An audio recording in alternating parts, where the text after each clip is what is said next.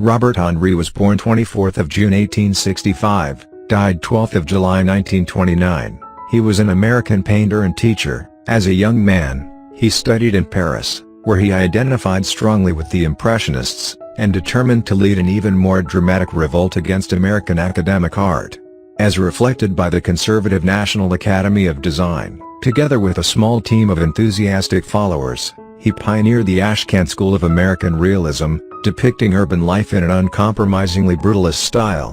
By the time of the Armory Show, America's first large-scale introduction to European modernism, Henri was mindful that his own representational technique was being made to look dated by new movements such as Cubism. Though he was still ready to champion avant-garde painters such as Henri Matisse and Max Weber, Henri was named as one of the top 3 living American artists by the Arts Council of New York. In Philadelphia, Henri began to attract a group of followers who met in his studio to discuss art and culture, including several illustrators for the Philadelphia Press who would become known as the Philadelphia Four: William Glackens, George Locks, Everett Shinn, and John Sloan. They called themselves the Charcoal Club. Their gatherings featured life drawing, raucous socializing, and readings and discussions of Ralph Waldo Emerson, Walt Whitman, Émile Zola, Henry David Thoreau, William Morris Hunt, and George Moore.